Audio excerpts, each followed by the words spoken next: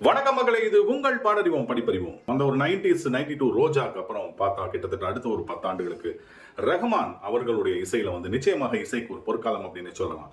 அதுவும் குறிப்பாக வந்து ஒரு அழகான டீம் அமைகிற பட்சத்துல ரஹ்மானு கேட்கவே வேண்டாம். அதுவும் ஒரு இளம் டீம் அப்படின்னு சொல்லலாம். ராஜீவ் மேனன் என்ற ஒரு இயக்குனர், அஜித், தபு, ஐஸ்வர்யா ராய், அபாஸ், நம்ம மம்முட்டி, வைரமுத்து, சுரேஷ் அர்ஸ் எடிட்டர், விக்ரம் தர்மா ஸ்டண்ட் மாஸ்டர், இந்த மாதிரி ராஜு சுந்தரம் நடன இயக்குனர், இந்த மாதிரி ஒரு டீம் சேர்ந்ததுன்னா அப்புறம் வந்து வெற்றிக்கு என்ன வந்து பஞ்சம் அப்படின்னு சொல்லலாம். ரஹ்மான், கலைப்புலி தானு அவர்களின் அற்புதமான கூட்டணியில் அமைந்த 2000 ஆண்டு வெளிவந்த கண்டு கொண்டேன் திரைப்படத்திலிருந்து கண்டு கொண்டேன் ஹரிஹரன் மற்றும் மகாலட்சுமி ஐயர்களின் காந்தரூபமான குரல், அந்த பாடல் தான் நீங்க பார்க்க போறோம். படம் வந்து ஒரு மிகப்பெரிய அளவில் வந்து வெற்றி பெற்றது, இளைஞர்கள் மத்தியில் வந்து மிகப்பெரிய அளவில் வரவேற்பை பெற்றது. அப்படின்னா நிச்சயமாக வந்து இந்த படத்தோட டீம் ஒர்க் இது வந்து ஒரு என்ன சொல்ல மியூசிக்கல் ஆல்பம்லாம் சொல்ல முடியாது, அதுக்கும் மேலே அப்படின்னு சொல்லலாம். ரஹ்மான் புகுந்து விளையாடி இருப்பார் இந்த படத்தை பொறுத்த வரைக்கும். மம்முட்டி கேட்க வேணாம், அனாயாசமா நடிச்சிட்டு போயிடுவாரு. தபு அப்படியே ரொம்ப ஷார்ப்பா நடிச்சிருப்பாங்க. அஜித் அவர் அந்த கார் இதுல ஆக்சிடென்ட் ஆகி அந்த முதுகோட ஆபரேஷன்லாம் முடிஞ்சு வந்து இந்த படத்தை நடிச்சாரு.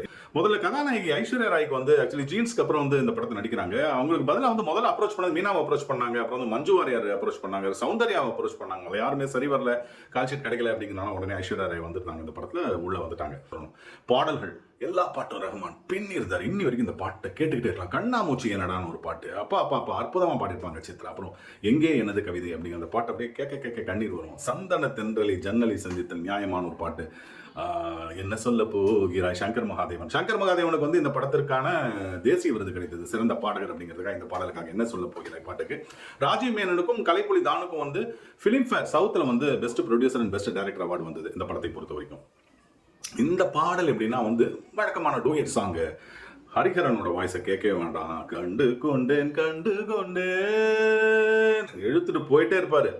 மகாலட்சுமி ஐயர் வந்து அது ஒரு ஜாயின் பண்ணிப்பாங்க. தானா ஐஸ்வர்யா ராயோட கண் அப்படி பேசுறப்ப இவங்களோட வாய்ஸும் துள்ளும், ரஹ்மானோட அந்த இசையும் துள்ளும், எல்லாம் சேர்ந்து உண்மையான ஒரு துள்ளல் அப்படின்னே சொல்லணும்.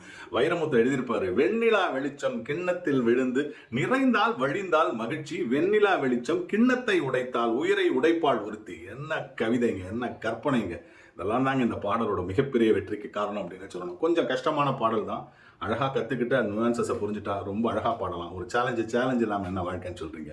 கண்டு கொண்டேன் நல்ல குணங்களை, நல்ல மனங்களை, நல்ல இசையை, இது கடவுள் அமைத்த மேடை. நன்றி மக்களே.